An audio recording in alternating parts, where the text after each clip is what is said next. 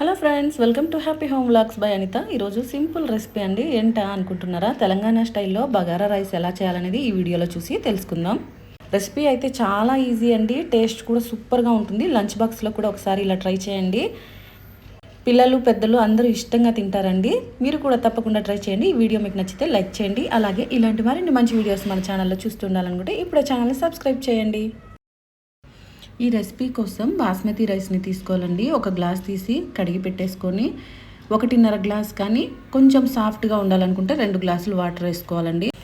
దీనిలో 2 టేబుల్ స్పూన్లు ఆయిల్, అలాగే 2 స్పూన్లు నెయ్యి యాడ్ చేసుకోవాలండి. కొంచెం జీడిపప్పు, కొంచెం బిర్యానీ మసాలా ఉంటుంది కదండి, దాల్చిన చెక్క, యాలుక, లవంగాలు, బిర్యానీ ఆకు, అలాగే కొంచెం సోంపు, షాజీరా, యాలుక్కాయలు కూడా యాడ్ చేసుకోవాలండి. వీటి వల్ల బగారా రైస్ అనేది టేస్ట్ చాలా బాగా వస్తుంది. వీటిని మీడియం ఫ్లేమ్లో పెట్టుకొని బాగా వేయించుకోవాలి.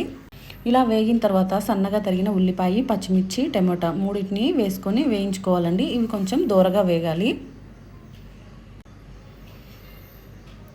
ఈ విధంగా దూరగా వేయించుకోవాలండి. దీనిలో టేస్ట్కి సరిపడా సాల్ట్ 1/2 టేబుల్ స్పూన్ సాల్ట్ వేసుకున్నాను. అలాగే కొంచెం అల్లం వెల్లుల్లి పేస్ట్ ఫ్రెష్గా చేసింది అయితే చాలా బాగుంటుందండి. ఎప్పుడైనా ఈ విధంగా అల్లం వెల్లుల్లి పేస్ట్ కూడా 1/2 టేబుల్ స్పూన్ యాడ్ చేశాను.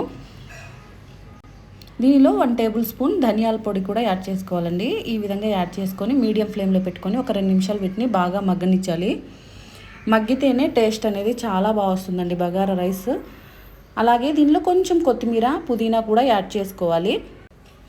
ఈ విధంగా అన్నీ యాడ్ చేసుకొని కలుపుకోవాలండి. చూసారు కదా, ఈ విధంగా మసాలా అయితే మగ్గిపోయింది. దీనిలో ముందుగా నానబెట్టాం కదా, ఈ రైస్ని కూడా యాడ్ చేసుకొని ఒకసారి కలుపుకోవాలి. ఈ విధంగా కలుపుకుంటే రైస్ అనేది ఉడికిన తర్వాత బాగా పొడి పొడిగా వస్తుందండి బగారా రైస్ అనేది.